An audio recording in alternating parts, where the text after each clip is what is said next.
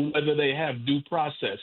So people need to understand that what's being engaged in now and what was being engaged in 1955, although it was around a specific event, the question of who gets to define how we live is always the central issue. In 1955, Black women said, we are not going to keep getting on the back of the bus and being insulted. I think in 1925, we have to say that we need to make sure that everything that we fought for over the past 60 to 65 years will not be destroyed by MAGA. That's right. And, you're a master teacher, and you covered so much. And I just wanted to emphasize for our audience that Montgomery boycott, led by the arrest of Rosa Parks for refusing to give up her seat for a white person to sit and for her to be shuttled to the back of the bus, that wasn't spontaneous. It turns out she, like you, was very moved, not only by the rape and the battle, for justice for Recy Taylor, but she was very moved by the murder of Emmett Till. And so when you talk about how that murder was so central to your generation, many people have remarked, and those who are listening know that TJC, Transformative Justice Coalition, has been very involved with Ahmaud Arbery's family and with the father and the paternal side of the family, very involved. And for many people, Ahmaud Arbery, that young man running while black, jogging while black through a predominantly white neighborhood and being slain like an animal by these white vigilantes, MAGA all the way, tells us that a lot of strains in our society never go away, but that we have to actively resist and fight them. Is that true, Mr. Cox? Yeah, and you began by, begin by quoting from Ella's song, the song by, and the line, and basically, this is a line from Ella Baker, Miss Baker. We never call her Ella because, Miss Baker was, very important. But she, there was, we who believe in freedom cannot rest until it comes. And I know for a lot of young people, and I know for me, when I was much younger, these were words without many great deep meaning.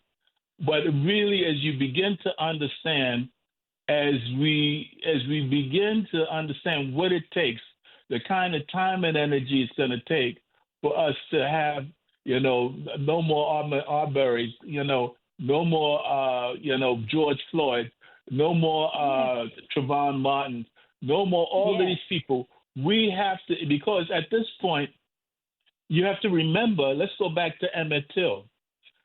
When Emmett Till was murdered, everybody knew that even if they caught the people who did it, nothing would happen. There would be no accountability and no justice.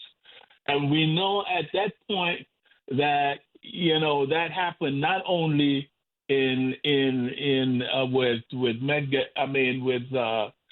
with Emmett Till, with Medgar Evers, all these people, white people at that point could shoot a black person and would not make any difference.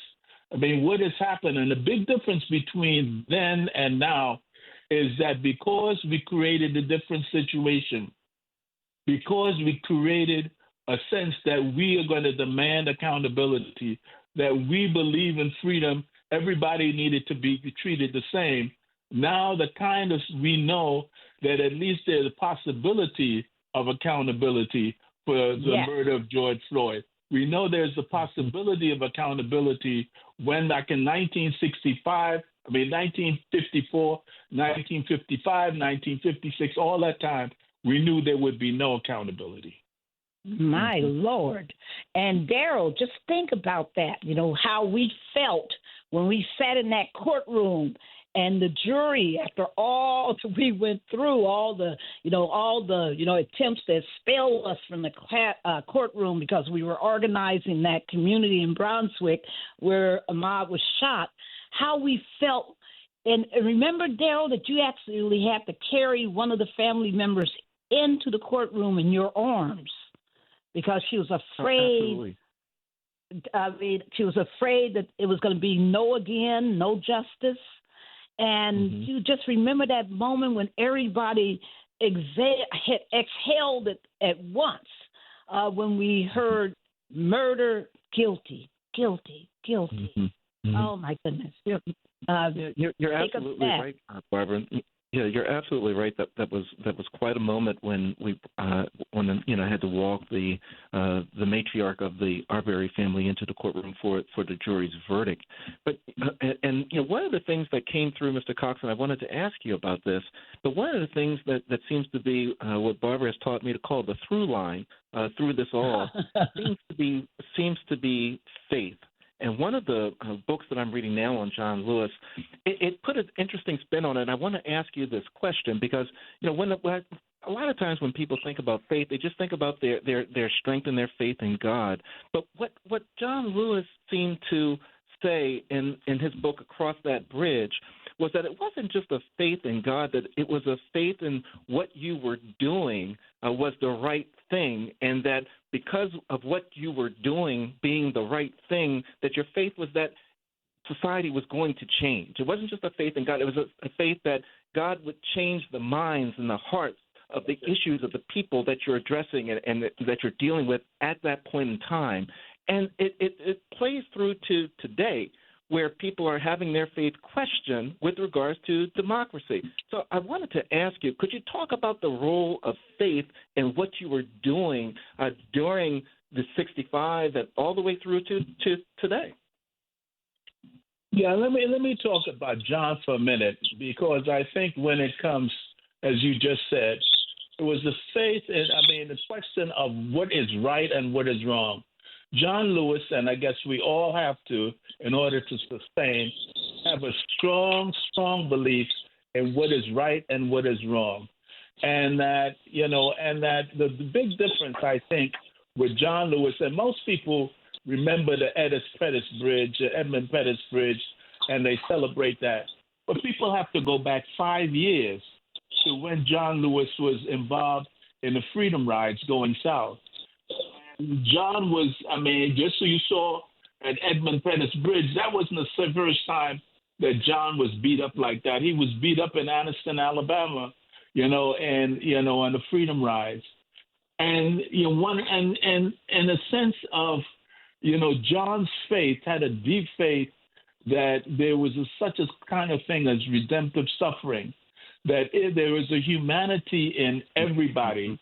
I necessarily didn't hold all these views, but he believed that there was a redemptive view, and that, in fact, if you show people what was right, if you demonstrated in terms of both your life and your actions what was right, people could begin to see what was going on.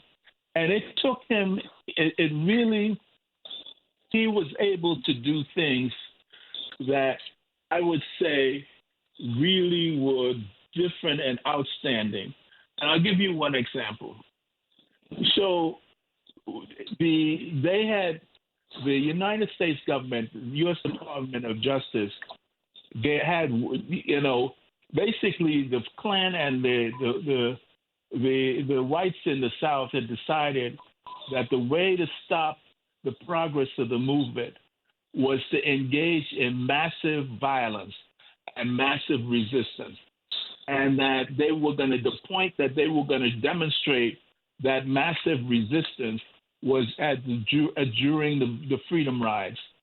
The word got back to the Justice Department that they had planned to murder, Diane Nash, John Lewis, and all the rest of those people if they continue with the Freedom Rides. And that they were going to, and so basically the decision had to be made about what would happen. All the adults in the room, including Martin Luther King, decided it was too violent to continue. John Lewis and Diane Nash and others out of Nashville, Tennessee, decided that they would continue the riots. The Justice Department called up Diane Nash and said, you know they plan to kill you. And Diane, you said, we understand that, and we've already laid out our wills. We will continue. And my sense is, this is true. You know, I mean, the problem is that we can't be fat. Our democracy is falling. No. What will does it take? Whose will prevail?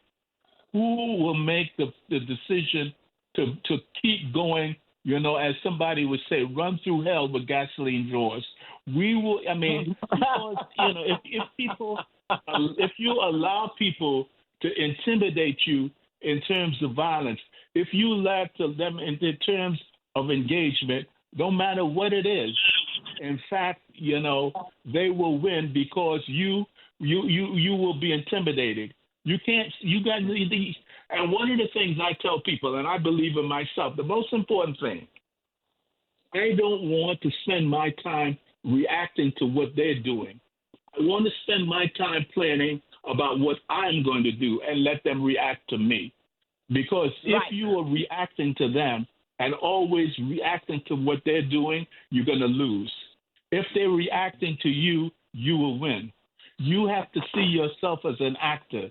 You have to see yourself as somebody who's planning, somebody who is organizing, somebody who's bringing in the community to make sure that the things you say you want, you're prepared to organize day by day by day.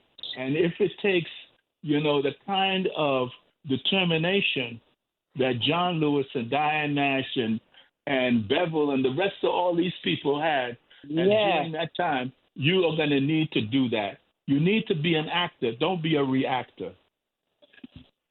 That is so powerful, what you just said, because it means so much to so many. I want to introduce at this moment two other guests in the show who I know are as awestruck and their mouths are probably hanging open like mine is, just the wisdom that you're laying down.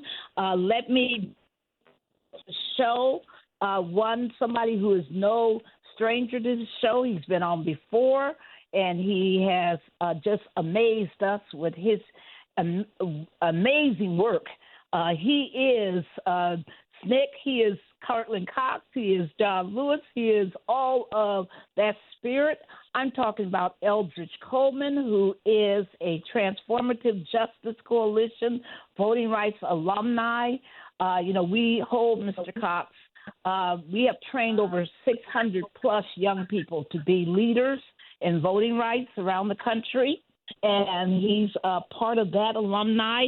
He currently is serving as the president of the NAACP, Alabama Youth and College Division, and he's an associate justice of the Student Government Association, two-time state of Alabama NAACP Youth and College Division president, NAACP Trailblazer Award recipient, and in 2024 he registered more than 1,000 voters, demonstrating his commitment to civic engagement and political empowerment. He is amazing.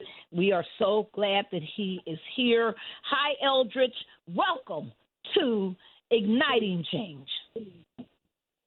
Thank you, Barbara, for that beautiful introduction. And it's amazing to be back on Igniting Change. It's always a pleasure to be back home. All right, and I think that when you hear Mr. Cox talking about beyond faith, but our own determination, our own commitment to make sure that we don't react, but that we plan to move forward, I think you exemplify that, don't you? Yes, ma'am, definitely. Because we've come so far, and we still have a long way to go. And we have to, in this generation, put down the same fight that they put down in that generation. And to hear these stories and just amazing testimonies and all of those great things on this call today, has me fired up again, and I'm ready to go register 1,000 more voters. Like, all right now. We have a lot of work to do. Well, that is so